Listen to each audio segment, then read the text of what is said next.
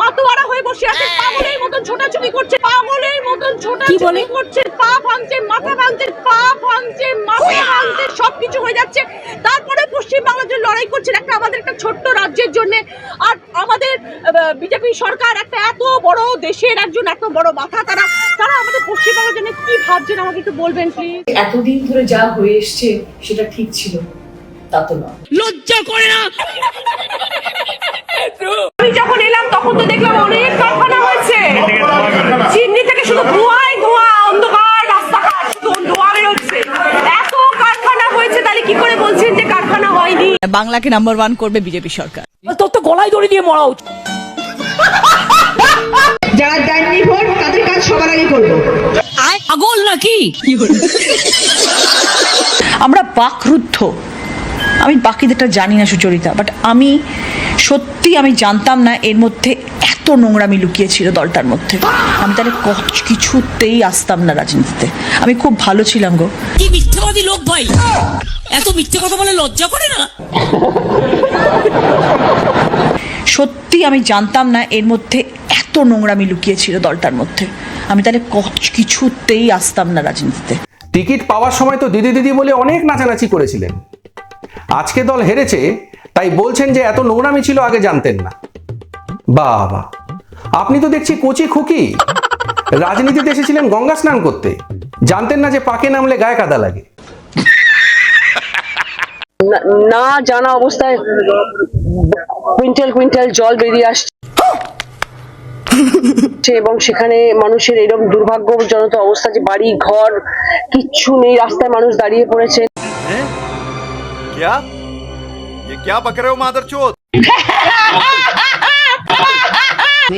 মমতা বন্দ্যোপাধ্যায়ের মুখ ছিল বলে আমরা সবাই জিতেছি।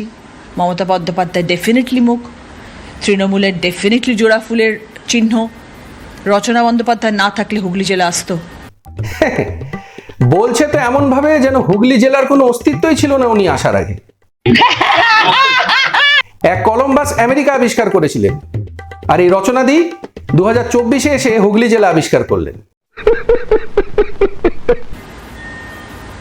রচনা বন্দ্যোপাধ্যায়কে আপনি ইউজ করেননি?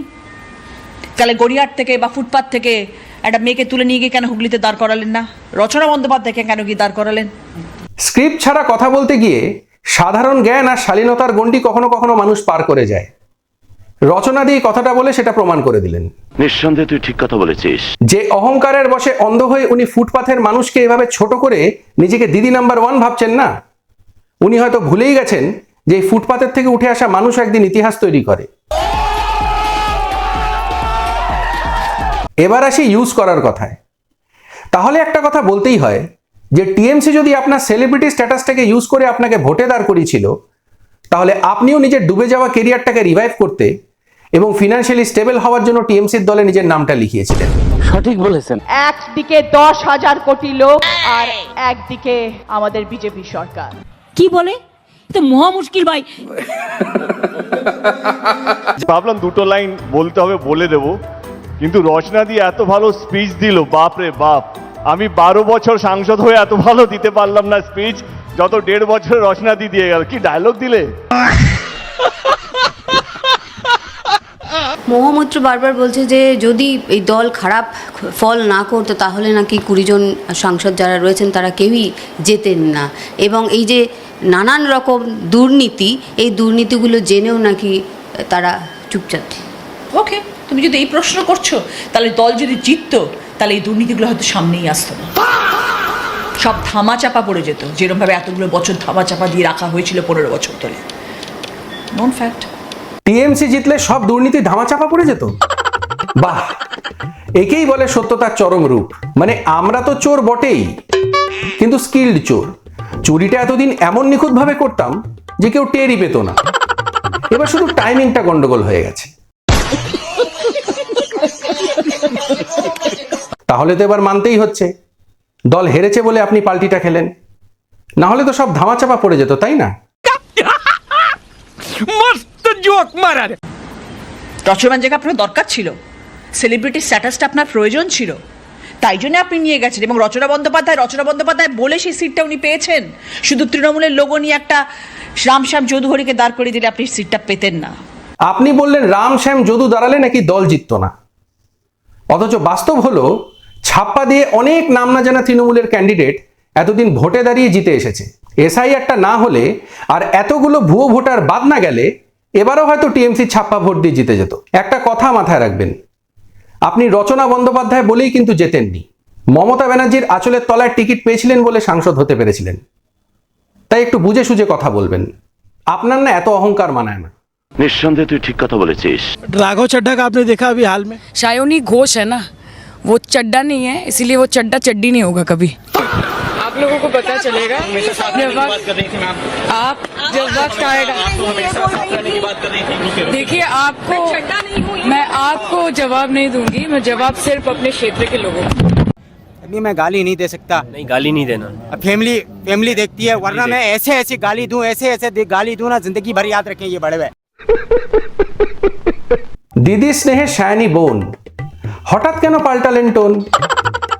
কাল অবধি যিনি দিতেন ভাষণ, আজকে খোঁজেন নতুন আসন। চাড্ডি আমি হব না ভাই, এখন তবে কি রূপ পাই? শাড়ি ছেড়ে মডার্ন বেশে বিদ্রোহী দলে ঢুকলেন হেসে।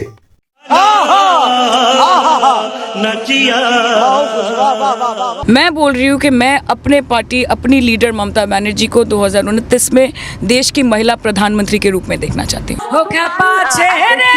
বিজেপি নেতার সঙ্গে ওয়ান-টু-ওয়ান বৈঠক করেন সায়নী ঘোষ এবং তারপরে তিনি বিদ্রোহী যে ব্রিগেড রয়েছেন সেখানে নাম লিখিয়েছেন বলে আমরা সূত্র মারফত জানতে পারছি। তাই বক্ষ মাঝে রাখিব, ছেড়ে দেব না। গজব টু বিবাজ আদমি। সায়নী ঘোষের আমি এয়ারপোর্ট থেকে বেরোনোর একটি ছবি দেখলাম আপনাদের সব চ্যানেলে, তাতে আমার দেখে মনে হচ্ছিল যে আপনারা বোধহয় করোনার সময়ের ছবি আপনারা দেখাচ্ছেন, কারণ মুখ টুক ঢাকা, মানে করোনার সময় আমরা যেসব আপনারা আগে চেক করুন ওটা আজকের ছবি কি ছবি নয়, কারণ এটা পুরো করোনার সময়ের ছবি। এয়ারপোর্ট থেকে বেরোচ্ছেন, যে মুখ ঢাকা, সে একটা ভয়ঙ্কর একটা গোপন ভাব, হয় তিনি দলে আছেন নইলে তিনি একটা ভয়ঙ্কর বিপ্লবী, দুটোর মাঝখানে তো কিছু নেই।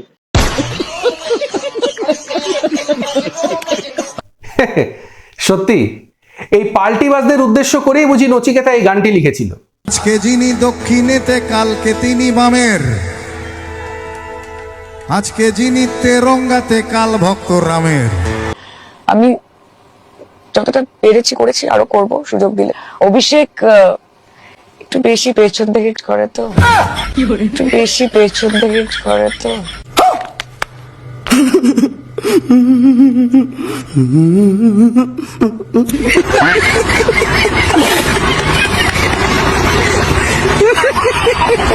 বিজেপি হটাও, শায়নী লাগাও।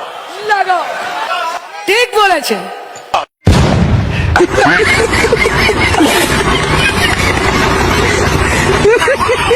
2026-এ ফাটাফাটি খেলা হবে, 2026-এ বুক বাজিয়ে খেলা হবে, 2026-এ হাত গুটিয়ে খেলা হবে। হবে তো? এইদিকে হবে খেলা, ওইদিকে হবে খেলা, পেছন দিকে হবে খেলা, এইদিকে হবে। দেখুন, এইসব নিয়ে আমি কিছু বলতে পারবো না, কারণ আমি রাজনীতিতে খুব নতুন। শায়নিদি বলছেন তিনি রাজনীতিতে নাকি নতুন।